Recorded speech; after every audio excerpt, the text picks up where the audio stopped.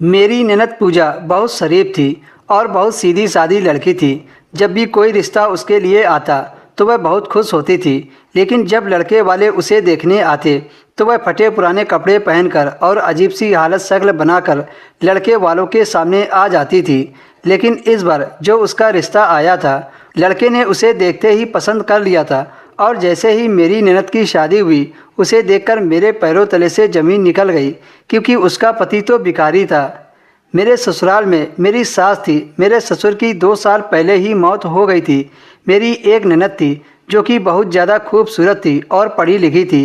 मेरी सास अक्सर बीमार रहती थी। मेरी ननद से मेरी शादी के बाद बहुत अच्छी दोस्ती हो गई थी।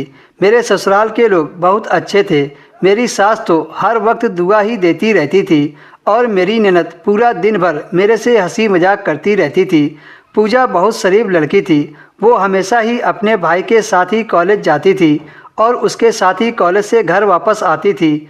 वह घर से ज़्यादा नहीं निकलती थी और मोबाइल भी ज़्यादा इस्तेमाल नहीं करती थी।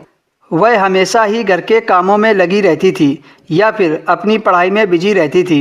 मैंने अपनी ननद के अंदर कोई कभी गलत हरकत नहीं देखी थी। वह बहुत सुलझी व समझदार लड़की थी।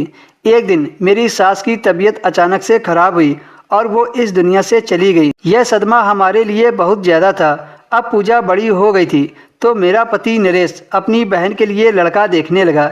मेरी ननद के लिए जो भी रिश्ता आता तो वह घबरा जाती थी।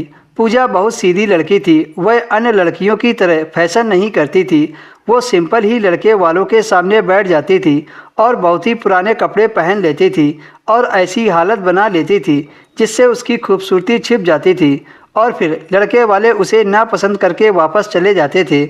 मगर एक बार जो रिश्ता आया तो लड़के वालों ने देखते ही उसे पसंद कर लिया था और हमारे घर में शादी की तैयारियां शुरू हो गई।